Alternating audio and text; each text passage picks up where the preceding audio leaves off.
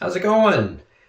I've got these cards. They're called Oblique Strategies, and they're by the amazing artist Brian Eno. Um, what's super cool about these cards is they're meant for creative people. I think originally to maybe break through any sort of, like blocks. So a writer's block or creative blocks. But they're really awesome for giving you kind of like a different view of what your art is going to be like today. So, for instance,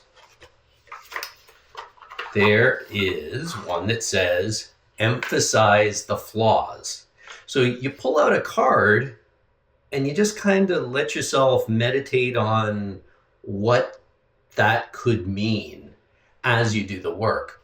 And I found them very cool. Like there was one day that was something along the lines of um, work in reverse or something like that.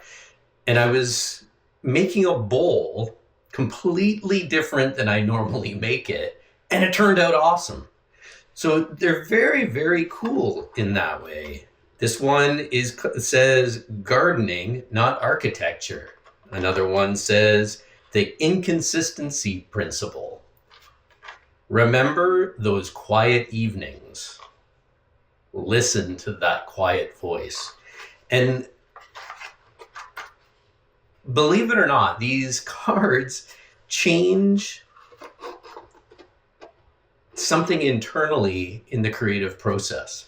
So I would suggest you try it out. You can find these cards online. Just look for Oblique Strategies and pull one a day and try to stick with it when you're doing your work. So just don't try to force it. Make it so it is kind of like this subtle meditation that's happening in this other part of your mind, and just let it happen naturally as you're working on your piece.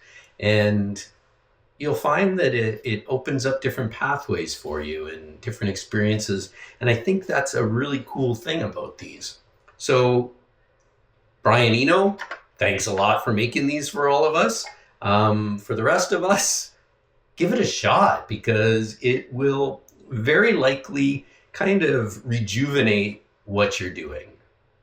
That's what I'm thinking about today. Oblique Strategies. Try it out. Like the video, subscribe. If you've tried them out, make a comment. I'd really like to hear your experiences with them. Take care.